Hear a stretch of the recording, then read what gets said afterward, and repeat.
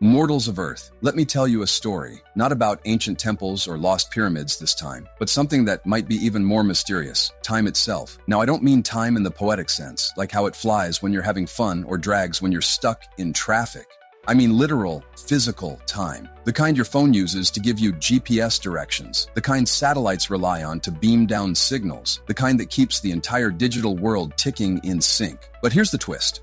Lately, that system, the one keeping us all coordinated, has been getting wobbly. So let me break this down, like we're sitting on a porch watching the stars come out. You know how a drummer in a band keeps everyone in rhythm? That's kind of what our timekeeping system does, except instead of one drummer, Earth's rotation and atomic clocks are trying to play the same beat. And lately, they're falling a little out of sync.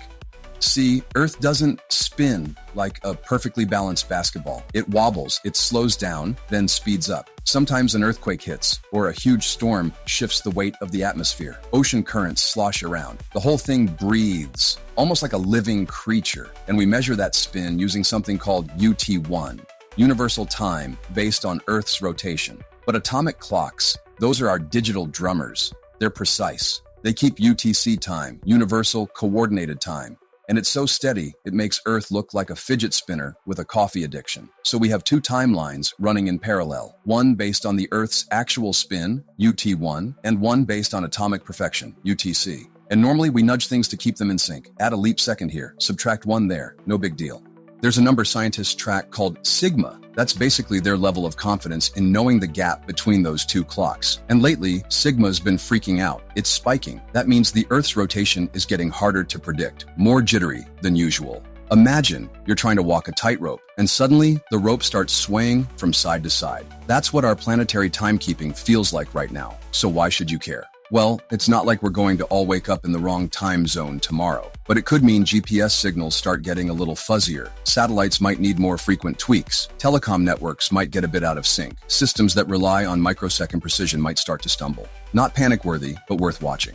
Now, here's where it gets even more interesting. These wobbles, they might be part of something bigger. You've probably heard talk about 12,000-year cycles, big planetary shifts that line up with mass extinctions, sudden climate changes, magnetic field flips, even ancient legends of floods and fire. Scientists study Milankovitch cycles, long-term wobbles in Earth's orbit and tilt that trigger ice ages. But some researchers believe there's a more dramatic rhythm, one that pulses every 12,000 years, like a planetary heartbeat. Guess when the last beat hit? Roughly 12,000 years ago. The Younger Dryas, a sudden deep freeze right after the last ice age. Gigantic floods, extinctions, possibly even cosmic impacts. And now, we're at the end of that cycle again. Look around. Magnetic poles are drifting faster than expected. Solar activity is ramping up. We've had extreme weather, more quakes, and now, even Earth's spin is acting weird. That little spike in sigma might just be a whisper from deep time, hinting that we're in the next phase of a cosmic rhythm. I'm not saying this is doom and gloom, not at all. In fact, it's kind of beautiful. It means the Earth isn't some dead rock spinning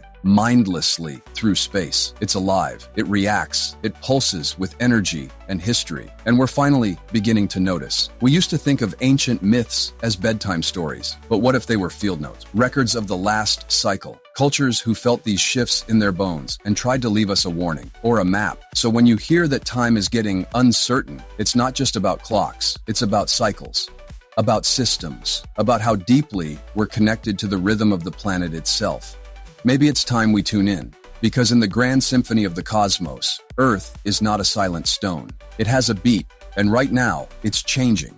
Until next time, stay curious, stay grounded, and maybe check your watch. Have a good one.